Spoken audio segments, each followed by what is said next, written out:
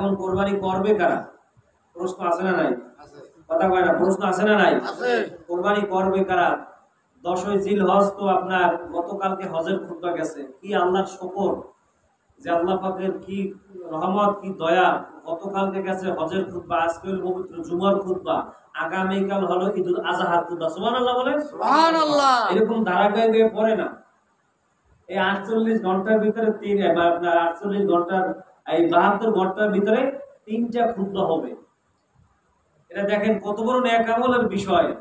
বৃহস্পতিবার গেছে হজের খুতবা, শুক্রবার জুমার খুতবা, শনিবারে ঈদুল আজহার খুতবা। আমাদের অনেকেরই বাঁচায় না, অনেকেই আমরা জানি না এই বিষয়ে। আল্লাহ তাআলার কি অশেষ রহমত।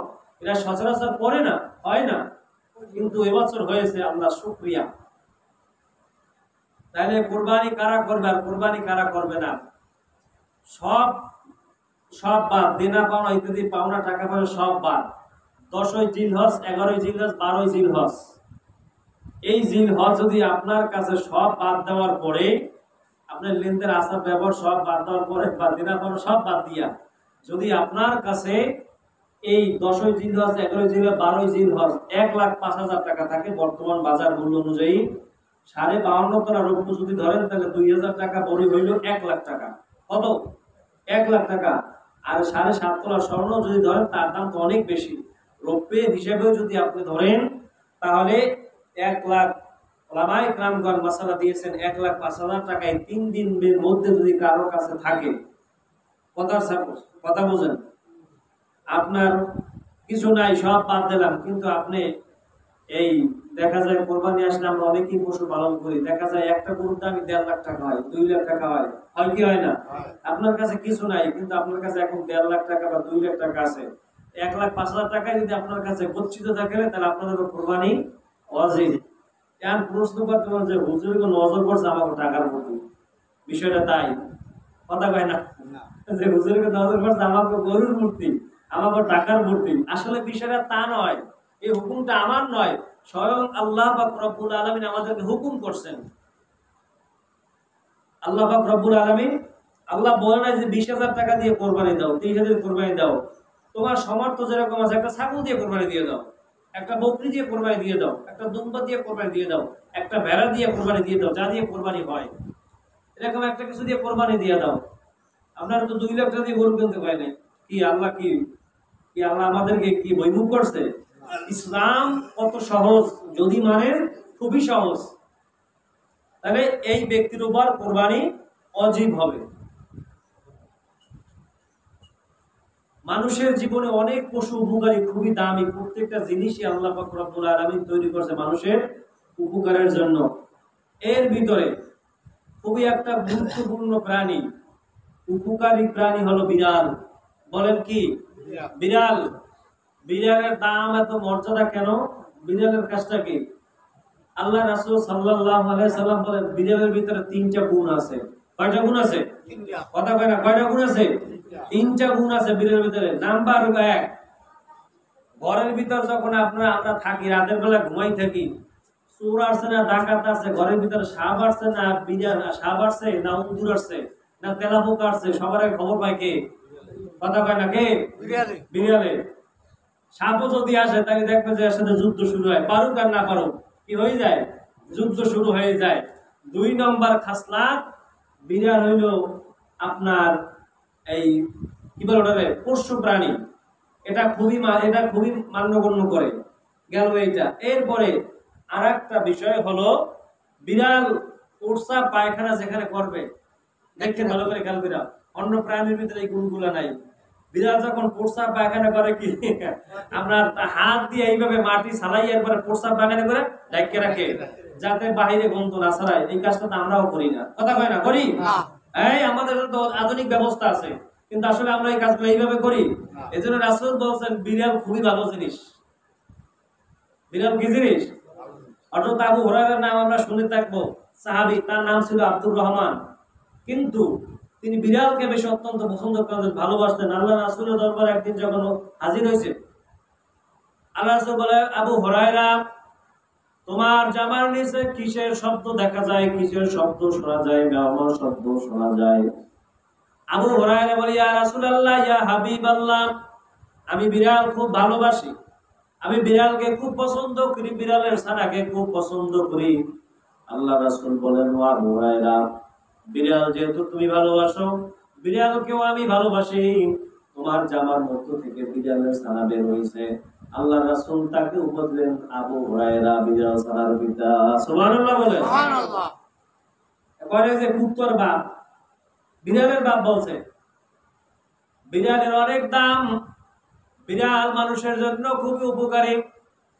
তো যাই হোক, আমরা সেই কথা বলতেছিলাম না।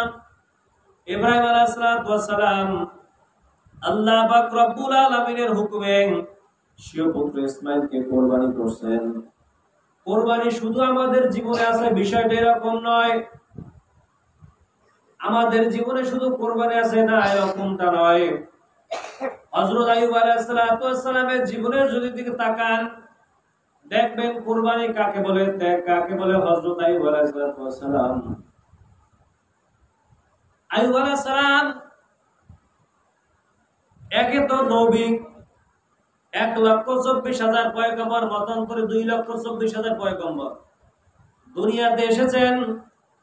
প্রত্যেকেই ছিলেন মুস্তাজাবুদ দাওয়া।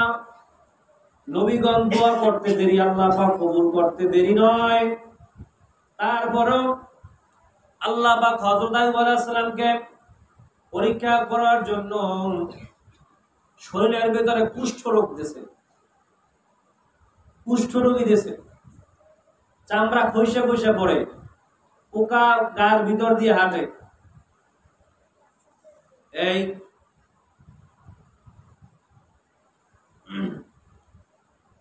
শরীরের ভিতরে পোকা,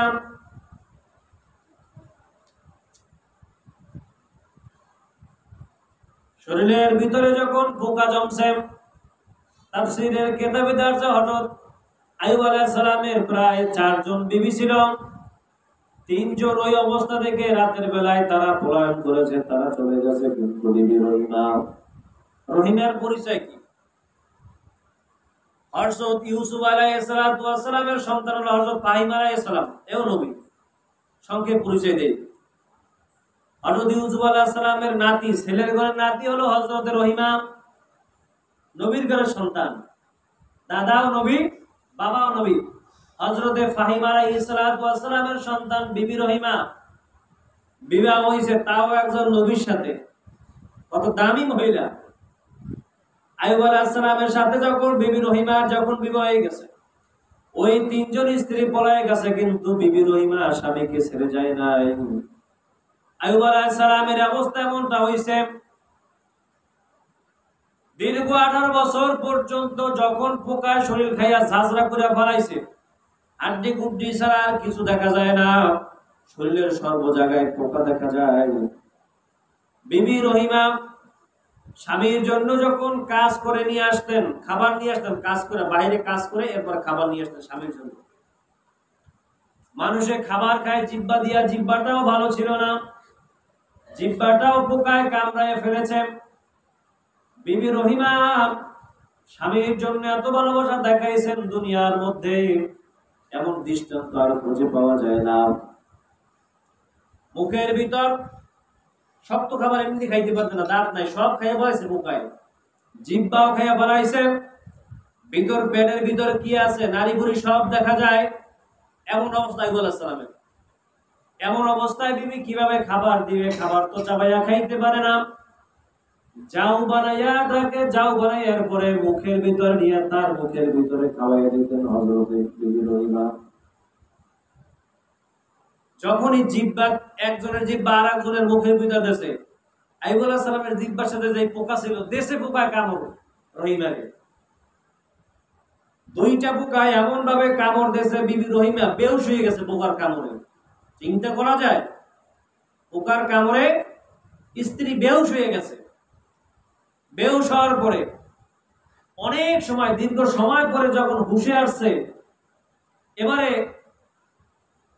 বিবি রহিমা স্বামীর কাছে জিজ্ঞাসা করে আইয়ুব আলাইহিস সালামের কাছে, যে 2টা পোকায় আমারে কামড় দিল, এর কারণে আমি বেহুশ হয়ে গেলাম, আর আপনি দীর্ঘ 18 বছর পর্যন্ত, বছরকে 1 যুগ পার হয়ে গেছে, আপনি কিভাবে এই কামড় সহ্য করেন? কারণ হলো আল্লাহ পাক রব্বুল আলামিন নবীদেরকে ধৈর্য দান করেছেন। সুবহানাল্লাহ বলেন। সুবহানাল্লাহ। নবীদেরকে ধৈর্য দান করেছেন। সেই রকম ধৈর্য ছিল সাহাবায়ে কেরামগণের, তাবেঈগণের। এর ভিতরে ইমামে আযম আবু হানিফা রাহমাতুল্লাহ আলাইহি, ওনার দরবারে উনি একদিন ঘুমাইতেছিলেন। হঠাৎ করে একটা লোক আসছে। উনি ঘুম পড়বে পরে ভাবে এমন সময়, যদি মানুষের ঘুম ঠিক মতো না হয় তাহলে মাথা ব্যথা করে না, শরীর খারাপ লাগে না? ইমামে আযম আবু হানিফা রাহমাতুল্লাহ ওনার দরবারে এক লোক আসছে, বলছে, ইয়া হুজুর, আপনার কাছে একটা মাসআলা জানার জন্য আসছে। কি মাসলা? মনে নাই। শয়তানি মাসআলার কথা কি নাই? মনে নাই। আবার 1 ঘন্টা বা আধা ঘন্টা পরে আবার আসছে। হুজুর যখন ঘুমে যাবে, ঘুম হইবে, এবার এসে পড়ছে, হুজুর আমার আপনার মার মাসআলার কথা মনে পড়ছে। আবার আসছে। কি মাসআলা? মনে নেই। পরের দিন আবার আসছে। 3 দিন আসার পরে এরপর বলছে যে হুজুর মাসআলার কথা মনে পড়ছে। কি মাসআলা? 3 দিন পরে মাসআলার কথা জিজ্ঞেস করছে, হুজুর মানুষের পায়খানা মিষ্টি না তিতা? এই প্রশ্ন যদি আমাকে কেউ করতে, যে তোরে আগে খাওয়াইয়ার পরে বুঝাবো যে কি তিতা না মিষ্টি, কথা ঠিক না? ইমামে আযম আবু হানিফা রাহমাতুল্লাহ একটা মুস্কি হাসি দিয়েছেন। সুবহানাল্লাহ বলেন। মুস্কি হাসি দিয়েছেন। মুস্কি হাসি দেওয়ার পরে ইমামে আযম আবু হানিফা রাহমাতুল্লাহ আলাইহি বলেন, মানুষের পায়খানা যদি আপনার ভিজে থাকে তাহলে মিষ্টির মতো মিষ্টি লাগে। এখন লোক জিজ্ঞাসা করতে, হুজুর আপনি খাইয়ে দেখছেন? আপনি জিব্বায় দিয়ে দেখছেন? ইমামে আযম আবু হানিফা রাহমাতুল্লাহ আলাইহি বলেন, ও ভাই আমার খাওয়া লাগবে না, কারণ পায়খানার ভিতরে মাছি পড়ে, আর মাছি মিষ্টি ছাড়া পড়ে না। মিষ্টি ছাড়া মাছি খায় না। মিষ্টি জিনিস ছাড়া মাছি কিছু করে কেউ না খায় না। অতএব বোঝা গেল মানুষের পায়খানা মিষ্টি ভিজা অবস্থায় আর শুকনো অবস্থায় তেতো হয়ে যায়, এই জন্য মাছি খায় না। ওই লোক বলতেছে, হুজুর আমি শুনছি আপনার নাকি অনেক ধৈর্য। আপনার ধৈর্য পরীক্ষা করার জন্য 3 দিন পর্যন্ত আপনাকে আমি ডিস্টার্ব করছি। হুজুর আসলেই আল্লাহ পাক আপনাকে ধৈর্য দিয়েছেন, আপনার ধৈর্যের কোনো সীমা নাই। সুবহানাল্লাহ বলেন। ধৈর্য কাকে বলে? আর আমাদের কি ধৈর্য? ধৈর্য নাই তো আমাদের। হযরত আইয়ুব আলাইহিস সালাতু ওয়াস সালাম, বিবি রহিমা যখন উঠে আসছে, বলছে, স্বামী আমার, দীর্ঘ বছর পর্যন্ত আপনি পোকার দল আপনাকে খাইতেছে, এরপরও আপনি কিছু বলেন না। আল্লাহ তাআলার কাছে সাহায্য চাইলাম। হযরত আইয়ুব আলাইহিস সালাম বলেন, আল্লাহ যা ভালো মনে করেন আমার জন্য সেটাই যথেষ্ট। আর আল্লাহ বলছেন, ইন্নাল্লাহা মা'আস সাবিরিন, আল্লাহ ধৈর্যশীলদের সাথে থাকেন, ধৈর্যশীলদের সাথে আছেন। আমি বিশ্বাস করি আল্লাহ আমার সাথে আছেন। এরপরে 18 বছর পরে যখন জিবরাইল আলাইহিস সালাম আল্লাহ নবীর কাছে আসে বলতেছে, নবী আইয়ুব, আপনার কষ্ট আমি আর সহ্য করতে পারি না। আপনার কষ্ট দেখে আসমানে ফেরেশতারা পর্যন্ত কাঁদে। আপনি কিভাবে সহ্য করেন? আপনি তো মুস্তাজাবুদ দাওয়া, দোয়া করলেই কবুল হয়। আপনি তো আল্লাহর কাছে দোয়া করলেন। দোয়া করেন আল্লাহ যেন আপনার রোগ ভালো, আপনার রোগ যেন ভালো করে দেয়। আইয়ুব আলাইহিস সালাম বলেন, আল্লাহ তাআলার কাছে হাত উঠাইতে আমার বড় লজ্জা লাগে, বড় ভয় লাগে। আল্লাহ আমার জন্য যা ভালো মনে করেন তাই আমার জন্য করেন। আল্লাহ তাআলা বলে, ও জিবরাইল, আমার আইয়ুবের আর দোয়া করা লাগবে না। আইয়ুবকে যে পরীক্ষা দিয়েছিলাম আমার ওই পরীক্ষায় পাস করছে। ও আইয়ুব, ও জিবরাইল, আইয়ুবের পায়ের গোড়ালি যেই জায়গা আছে, পাও দিয়া মাটির উপরে টাক দিতে বলো, ধাক্কা দিতে বলো, টাক দিতে বলো। ওখান থেকে জান্নাতের পানি বের হবে। সুবহানাল্লাহ বলেন। সুবহানাল্লাহ। ওখান থেকে জান্নাতের পানি বের হবে। আইয়ুব আলাইহিস সালাম বলেন, আমার পায়ের তো শক্ত নাই, সব নরম হয়ে গেছে, কিছুই নাই, বাকি নাই, আমি কিভাবে টাক দিব? জিবরাইল বলে, ও নবী আইয়ুব, আপনার পাও রাখেন শুধু, ব্যবস্থা করবেন আল্লাহ। আর তাইব আলাইহিস সালাম যখন পায়ের গোড়ায় যখন রাখলেন, সেখান থেকে জান্নাতের পানি বের হওয়া শুরু হয়েছে। জান্নাতের পানি বের হওয়া শুরু হয়েছে। ওই জান্নাতের পানি দিয়া হযরত আইয়ুব আলাইহিস সালামকে গোসল করাইলেন, জিবরাইল আলাইহিস সালাম গোসল করাইলেন জান্নাতের সুস্বাদু পানি দ্বারা। সাথে সাথে শরীরটা আগের মতো হয়ে গেছে। সুবহানাল্লাহ। 18 বছর আগে ছিল যুবক, 18 বছর পরে বৃদ্ধ হয়ে গেছে। ওই দিকে হযরতে রহিমা গেছে খাবারের খোঁজে। এই যে দৃশ্য, জিবরাইল এবং হযরত আইয়ুব আলাইহিস সালাম, এই দৃশ্য স্ত্রী জানে না। স্ত্রী গেছে কাজ করতে, আস্তে আস্তে সন্ধ্যা হয়ে গেছে। আইসে দেখে ঘরের ভিতরে সুন্দর এক যুবক বসা, সুদর্শন যুবক, এত সুন্দর চেহারা। এখন দেখেই হযরতে রহিমা তিনি বলতেছেন, কে আপনি? বলতেছে, আমি তোমার স্বামী। বলছে, না, আমার স্বামীকে তো আমি এরকম রেখে যাই নাই। আমার স্বামীকে আমি জীর্ণশীর্ণ একটা কুঁড়ের ঘরের ভিতরে রেখে গিয়েছি। আসলে দেখি ঘর অনেক সুন্দর হয়ে গেছে, কিন্তু আমার স্বামী তো এরকম ছিল না। বলে, তোমার স্বামীকে তুমি 18 বছর আগে দেখছো না? বলে, হ্যাঁ দেখছি। বলে, 18 বছর আগে আমার কাছে তোমার আসার দরকার নাই, তুমি একটু ঘরের ফাঁক দিয়ে দেখো যে তোমার স্বামীর চেহারা যেই রকম সুন্দর ছিল, গাল যেই রকম ছিল, নাক সেই রকম ছিল কিনা, জবান সেই রকম ছিল কিনা, কণ্ঠ আগের মতো আছে কিনা।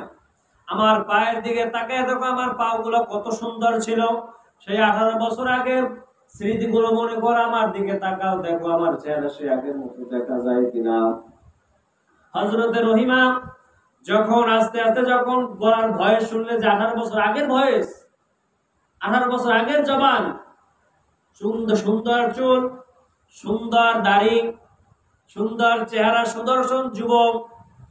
এইবার হযরতে রহিমা স্বামীকে চিনতে পেরেছেন। কি হলো এখান থেকে? আল্লাহ পাক রব্বুল আলামিন নবী পয়গম্বরদেরকে যেইভাবে পরীক্ষা করছেন, তারা কুরবানি করে তারা পাস করেছেন, কিন্তু আপনার আমার অবস্থাটা কি বলেন? বলেন। আল্লাহ পাক বলেন, ইন্না আকরামাকুম ইনদাল্লাহি আতকাকুম, তোমাদের কোনো কিছুই আমার কাছে পৌঁছায় না।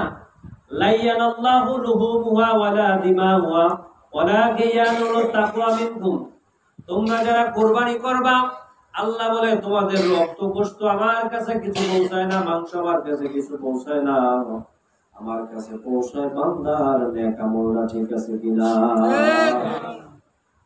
নিয়তটা ঠিক আছে কিনা। বুখারীর প্রথম হাদিস, মুসলিম শরীফের প্রথম হাদিস, ইন্নামাল আমালু বিন্নিয়াত, সমস্ত কাজ নিয়তের উপর নির্ভর করে। যার কাজের নিয়ত যত ভালো, সে কাজের ফলাফল তত ভালো। এই কুরবানি যারা দেবেন, 5 জনের টাকা হালাল, 1 জনের টাকা হারাম, আপনার কুরবানি বাতিল। আপনাদের সবার কুরবানি বাতিল। বলে, হুজুর কিভাবে কুরবানি বাতিল? 5 জনের টাকা হালাল আছে, 1 জনের টাকা হারাম, কুরবানি কি বাতিল। এখন যার কারণে কুরবানি বাতিল হইল, আপনার মাসালা ভালো করে বুঝেন, যার কারণে কুরবানি বাতিল হবে কিয়ামতের ময়দানে আল্লাহ পাক রব্বুল আলামিন যাদের কারণে ওই ব্যক্তির কুরবানি, 5 জনের কুরবানি হয় নাই, তার আমলনামা থেকে নেক নেবে। এক একটা টাকার বিনিময়ে একটা নেক, এক এক টাকার বিনিময়ে এক একটা নেক নেবে। নেক যদি না থাকে, তাহলে কি করার আছে? যে ব্যক্তির কোরবানির যে টাকা হালাল ছিল, তার গুনাহ, যার টাকা হারাম তার আমলনামায় দেওয়া হবে গুনাহ। বুঝেন কায়দা? এত সোজা না কোরবানি। আমরা কোরবানি যত সহজ মনে করি, অত সহজ না কোরবানি। আর আমাদের কাছে তো কোরবানি তো দেখানো কোরবানি, আর কোরবানি দেখানো, মানুষকে দেখানো, লোক দেখানো কোরবানি, আর কিছুই না। আপনি চিন্তা করেন, ইব্রাহিম আলাইহিস সালাম সন্তানকে জবাই করছেন, সন্তান জবাই হয় না, সেটা আল্লাহর হুকুম, ভিন্ন কথা, কিন্তু তিনি আল্লাহর হুকুম পালন করার জন্য চেষ্টা করছে। কি চেষ্টা করে নাই? আল্লাহর হুকুম পালন করার জন্য চেষ্টা করছে।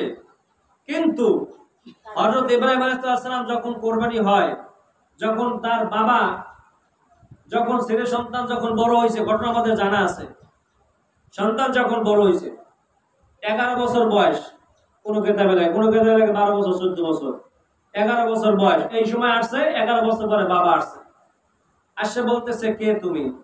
বলছে ইসমাইল, ইসমাইল ইবনে ইব্রাহিম আলাইহিস সালাম। অনেকে নাম দেয় যে বাবার নাম বলে না, নিজের নাম বলে। দেখেন, বাবার নামের সাথে আপনার নামের সাথে যদি বাবার নাম আপনি জুড়ে দেন, আপনার সম্মান কমবে না বাড়বে? কথা কয় না, বাড়বে না কমবে? বাবার নামের সাথে। আর কোরআনের ভিতরে আল্লাহ পাক রব্বুল আলামিন বলছে তোমরা বাবার নামে নাম দাও, তোমরা বাবার নামে পরিচয় দাও। কোরআনের ভিতরে আছে তোমরা বাবার নামে কি করো? পরিচয় দাও। এই যে ভোটার আইডি কার্ড দেখেন না আপনারা, ভোটার আইডি কার্ডে কার নাম দেওয়া থাকে? বাবার নাম দেওয়া থাকে না? এটা আপনারা মনে করছেন কি সরকার বাইর করছে? আরে না মিয়া, ভুল কথা। আল্লাহ পাক কোরআনের ভিতরে 1500 বছর আগে বলছেন তোমার বাবার নামে তুমি নামকরণ করো, তোমার বাবার পরিচয় তুমি বলো। সুবহানাল্লাহ বলেন। তা মানুষের যাহা কিছু দুনিয়াতে ব্যবহার করে, কোরআন ছাড়া কি আছে বলেন? কোরআন ছাড়া কি আছে? ওয়ালি আবাইহিম, কোরআনের শব্দ বলছে তোমার পিতার নামে তুমি নামকরণ করো, তোমার পিতার পরিচয় তুমি বড় হও। তাহলে এগুলো সব আমাদের অজানা। হযরত ইব্রাহিম আলাইহিস সালাম যখন ইসমাঈল আলাইহিস সালাম বয়স 11 বছর, বাবা কুরবানি করার জন্য আসছে, বলতেছে বাবা আসছে 11 বছর পরে বলবে যে জানো তোমার জন্য ওই জায়গায় বিল্ডিং বানিয়ে রাখছি, ভালো খাবার রাখছি, তোমার জন্য ভালো পোশাক রাখছি, এগুলো এসে বলবে না? আসছে বলতেছে যে আন্নি আজবাহুকা ফানজুর মা তারা, আমি স্বপ্নে দেখলাম তোমার কোরবানি, তোমার জবাই করি, কোরবানি করি। এই যে যদি আমরা হইতাম বা আমাদের সন্তান হইতো, আর কোন কিতাবের ভিতরে হযরত ইসমাঈল আলাইহিস সালামের হাতে একটা ছুরি ছিল বা দা ছিল বা একটা বটি ছিল, যদি আমাদের হাতে এরকম থাকতো, আর যদি আমাদের এই সন্তান বর্তমান প্রজন্মের সন্তান হইতো, বাবা যদি এই কথা বলতো 11 বছর পরে, বলি 11 বছর পর 12 বছর পরে আসতো, আসে দাও আমার জবাই করো, আসো সামনে দেই কারে কারে জবাই করে। আমরা এই কথা বলতাম না যে আসো সামনে দেই কারে কে জবাই করতে পারে? আর ইসমাঈল আলাইহিস সালাম জবাব দিয়েছে আপনি আমাকে জবাই করবেন, আল্লাহর হুকুম করাই লাগবে, কোনো সন্দেহ নাই, আপনি আল্লাহর হুকুম পালন করেন।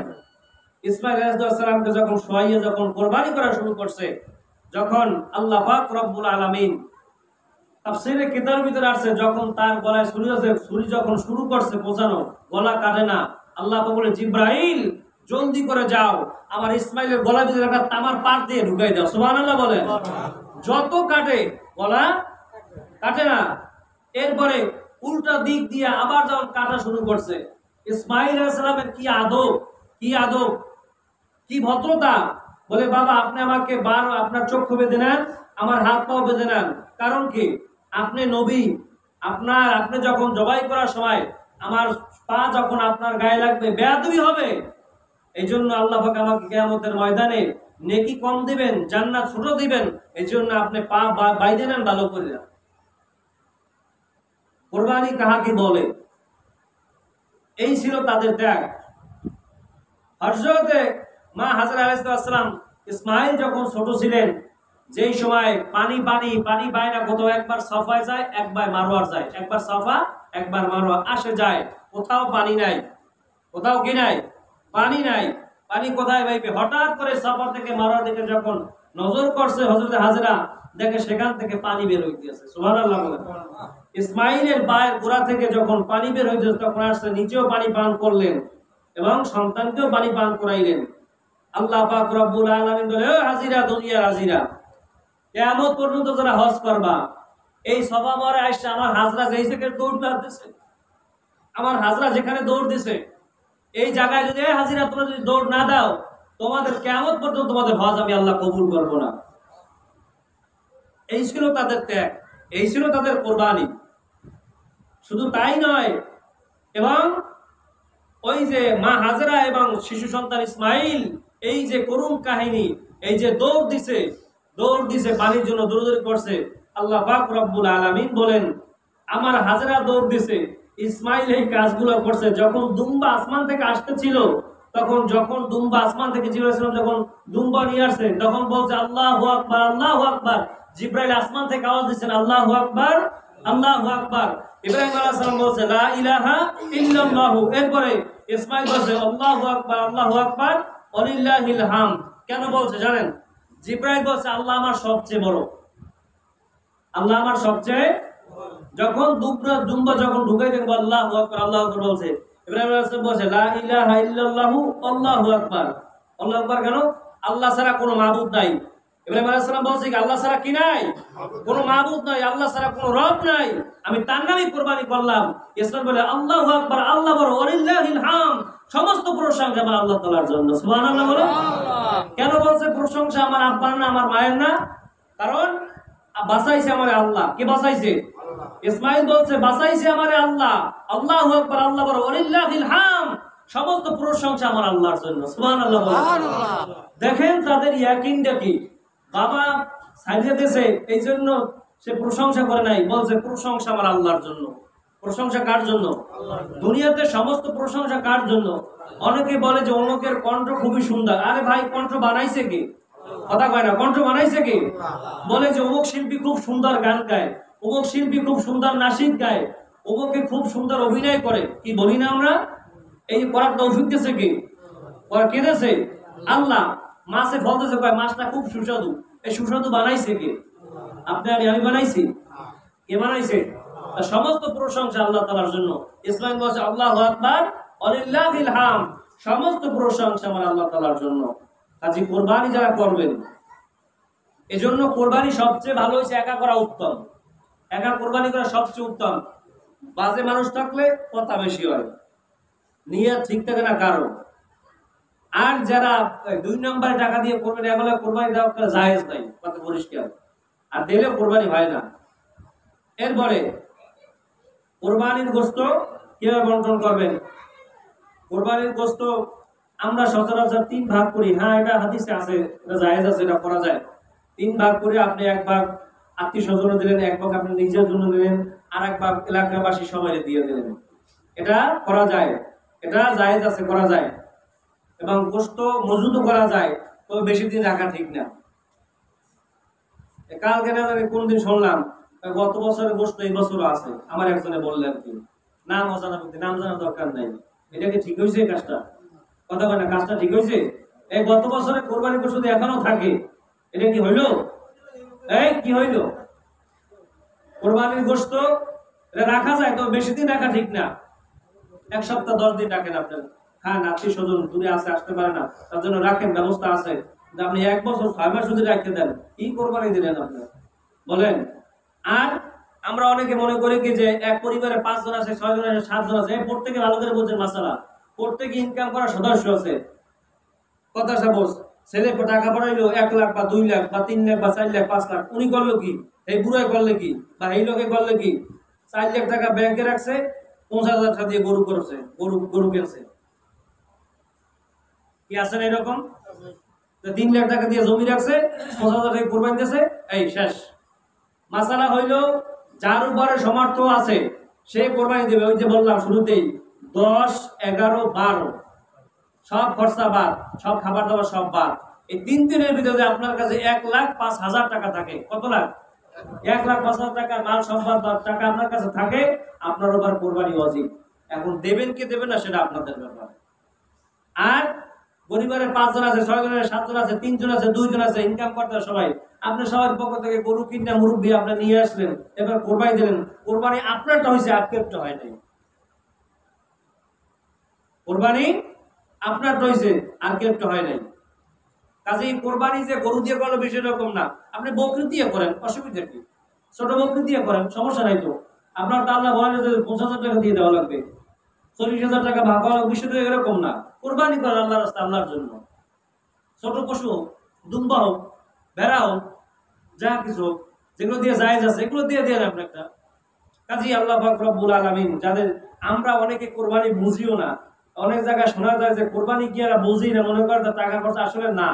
এই মাল সম্পদ দান করলে আপনি যত খরচ করবেন দিনের পথে, ইসলামের পথে, মানুষের জন্য, কল্যাণের জন্য, আপনি যত খরচ করবেন দেখবেন আল্লাহ আপনার ইনকাম বাড়াইতেই থাকবে, বরকত আল্লাহ দিতেই থাকবে, আপনার হাতে টাকা দিতেই থাকবে। আপনি একটা মাধ্যম, আমি আপনি একটা মাধ্যম। আমরা প্রত্যেকে তো পরিবার চালাই, আমাদের সন্তান আছে, স্ত্রী পুত্র যা কিছু বাবা আছে না, আমরা সবাই তো চালাই, কিন্তু দেওয়ার মালিক কি বলেন? আল্লাহ।